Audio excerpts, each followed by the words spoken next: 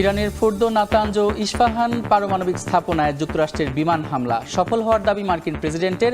শান্তি প্রতিষ্ঠা না হলে আরও আক্রমণের হুঁশিয়ারি। ইসরায়েলি ভূখণ্ড লক্ষ্য করে ইরানের একটানা মিসাইল হামলা, বড় দুই শহরে ব্যাপক ক্ষয়ক্ষতি। পাল্টা আক্রমণে কুদস ফোর্সের কমান্ডারকে হত্যার দাবি তেল আবিবের।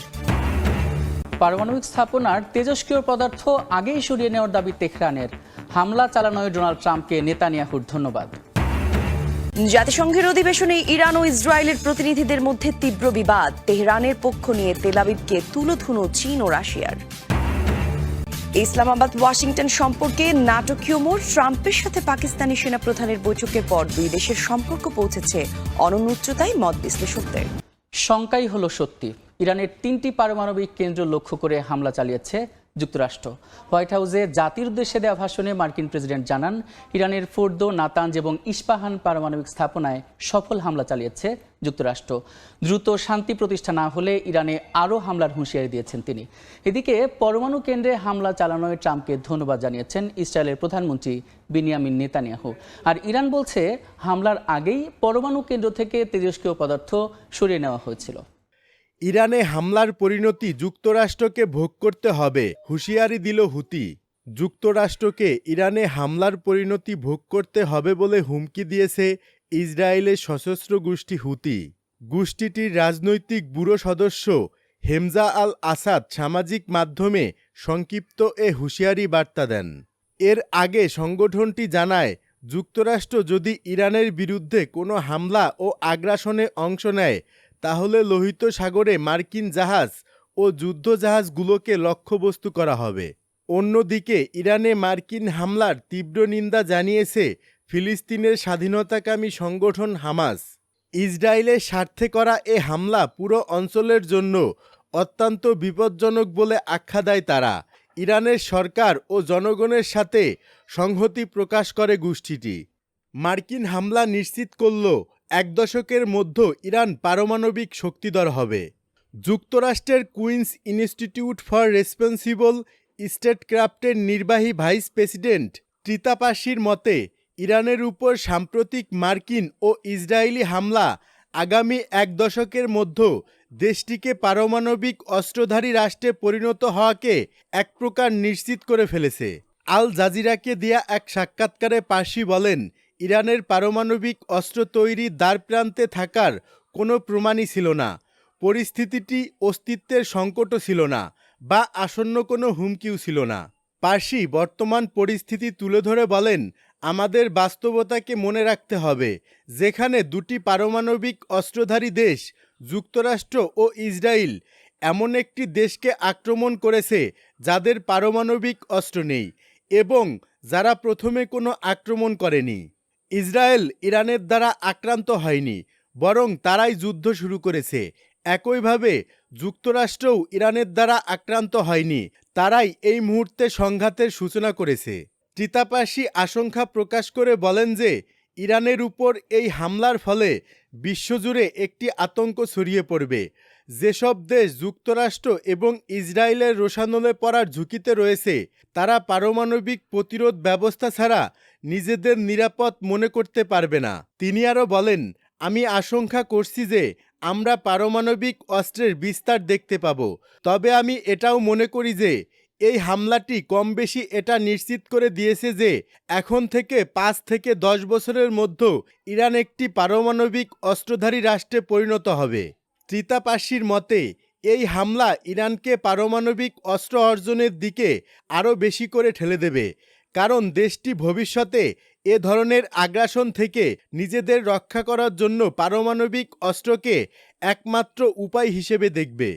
এবার অত্যাধুনিক খেইবার শেখান ক্ষেপণাস্ত্র মোতায়েন করেছে ইরান। ইসরায়েলের ভূখণ্ড লক্ষ্য করে চলমান ক্ষেপণাস্ত্র হামলার অংশ হিসেবে ইরান তার অন্যতম অত্যাধুনিক ক্ষেপণাস্ত্র খাইবার শেখান মোতায়েন করেছে। ইরানের বিপ্লবী গার্ড IRGC এই তথ্য নিশ্চিত করেছে। চলমান উত্তেজনার মধ্যে এই পদক্ষেপকে একটি গুরুত্বপূর্ণ ঘটনা হিসেবে দেখা হচ্ছে। IRGC এক বিবৃতিতে জানিয়েছে, কয়েক ঘন্টা আগে ইসরায়েলি ভূখণ্ডের দিকে 20তম দফায় ক্ষেপণাস্ত্র হামলা শুরু হয়েছে এবং এই হামলায় প্রথমবারের মতো খাইবার শেখান ক্ষেপণাস্ত্র ব্যবহার করা হচ্ছে। কঠিন জ্বালানিতে চালিত মাঝারি পাল্লার এই ক্ষেপণাস্ত্রটি ইরানের সামরিক সক্ষমতার একটি নতুন নিদর্শন বলে মনে করা হয়। তবে এই সর্বশেষ হামলাটি ইরানের পারমাণবিক স্থাপনায় সাম্প্রতিক মার্কিন হামলার সরাসরি প্রতিক্রিয়া নাকি ইসরায়েলের চলমান হামলার প্রতিশোধমূলক ধারাবাহিক ব্যবস্থা তা এখনও স্পষ্ট হয়নি। আইআরজিসি জানিয়েছে, ইসরায়েল ক্রমাগত ইরানের পারমাণবিক ব্যবস্থাপনা, সামরিক ঘাঁটি এবং আবাসিক ভবনগুলোকে লক্ষ্য করে হামলা চালাচ্ছে, যার জবাবেই এই পাল্টা পদক্ষেপ নেওয়া হয়েছে। এদিকে ইরানের পররাষ্ট্র মন্ত্রণালয় মার্কিন হামলার তীব্র নিন্দা জানিয়েছে। মন্ত্রণালয়ের পক্ষ থেকে বলা হয়েছে, যখন ইরান কূটনৈতিক আলোচনার মাঝামাঝি পর্যায়ে ছিল, ঠিক সেই মুহূর্তে এই হামলা চালানো হয়েছে, যা আন্তর্জাতিক আইনের লঙ্ঘন। ইরানে মার্কিন বিমান হামলায় সৌদি আরবের উদ্বেগ। যুক্তরাষ্ট্রের ইরানের পারমাণবিক স্থাপনায় বিমান হামলার পর গভীর উদ্বেগ প্রকাশ করেছে সৌদি আরব। দেশটির পররাষ্ট্র মন্ত্রণালয় এই উদ্বেগ প্রকাশ করে। সামাজিক মাধ্যম এক্সে দেয়া এক বিবৃতিতে সৌদি পররাষ্ট্র মন্ত্রণালয় জানায়, সৌদি আরব ঘনিষ্ঠভাবে ও গভীর উদ্বেগের সঙ্গে ইরানে, বিশেষ করে দেশটির পারমাণবিক স্থাপনগুলোর উপর যুক্তরাষ্ট্রের হামলার ঘটনাপ্রবাহ পর্যবেক্ষণ করছে। বিবৃতিতে আরও বলা হয়, উত্তেজনা প্রশমন, সংযমের চর্চা এবং সংঘাত না বাড়ানোর জন্য সর্বাত্মক প্রচেষ্টা চালানো প্রয়োজন। একই সাথে সংকট সমাধানে আন্তর্জাতিক সম্প্রদায়কে রাজনৈতিক সমাধানের পথ খুঁজতে আরও উদ্যোগী হওয়ার আহ্বান জানিয়েছে সৌদি সরকার। প্রসঙ্গত, 2 সপ্তাহ সময় নেওয়ার দুদিন পরই ইরানে বিমান হামলা চালিয়ে সংঘাতে সরাসরি জড়িয়ে পড়েছে যুক্তরাষ্ট্র। ইরানের 3টি পরমাণু স্থাপনায় B-2 বোমারু বিমান দিয়ে, বাংকার ব্লাস্টার ও ক্রুজ ক্ষেপণাস্ত্র দিয়ে হামলা চালিয়েছে দেশটি। ফোর্দো পরমাণু কেন্দ্রে হামলায় ব্যবহার করা হয়েছে 1 ডজন বাংকার ব্লাস্টার বোমা, যার প্রতিটির ওজন ছিল প্রায় 30,000 পাউন্ড। এছাড়া সাবমেরিন থেকে ছোড়া হয় 30টি ক্রুজ মিসাইল। সংঘাত দ্রুত নিয়ন্ত্রণের বাইরে চলে যেতে পারে, অ্যান্তোনিও গুতারেস। জাতিসংঘ মহাসচিব অ্যান্তোনিও গুতারেস বলেছেন, ইরানের বিরুদ্ধে যুক্তরাষ্ট্রের বল প্রয়োগের ঘটনায় তিনি গভীরভাবে উদ্বিগ্ন। এমন এক অঞ্চলে এটি একটি বিপজ্জনক উত্তেজনার মাত্রা বৃদ্ধি করেছে, যা ইতিমধ্যেই অস্থিরতার চূড়ান্ত প্রান্তে অবস্থান করছে। এই পদক্ষেপ আন্তর্জাতিক শক্তি ও নিরাপত্তার প্রতি সরাসরি হুমকি বলেও মন্তব্য করেন তিনি। শনিবার সামাজিক মাধ্যম এক্সে এক পোস্টে তিনি এসব কথা বলেন।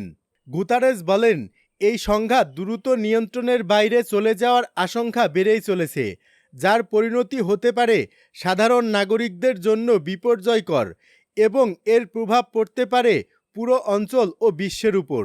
তিনি জাতিসংঘের সদস্য রাষ্ট্রগুলোকে আহ্বান জানান যেন তারা উত্তেজনা প্রশমিত করে এবং জাতিসংঘ সনদ ও আন্তর্জাতিক আইনের আওতায় তাদের দায়িত্ব পালনে সচেষ্ট হন।